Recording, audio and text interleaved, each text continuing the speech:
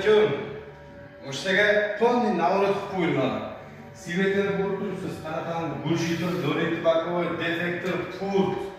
Hamma yo'g'i moshta motor sistema, вообще moshta ideal holatda turibdi. Kompost yo'q moshtamiz bittacha qo'yiladi. Defekti bor, qolgan joylarda xudo xohlasa hech qanaqangi moshtamiz ishi yo'q. Tayyor. Ozon darov bu ham. Motorchikni ko'rsatib o'ting. Katta sho'tni qo'yiladi, cho'tki moshta. Вообще yurishlarda benzin, gaz hamma yuradi. Demak, bu tarafga ko'rsatib o'ting, temir gaz bo'ladi. Ko'rsatuvlar shu sparkni qo'ygan.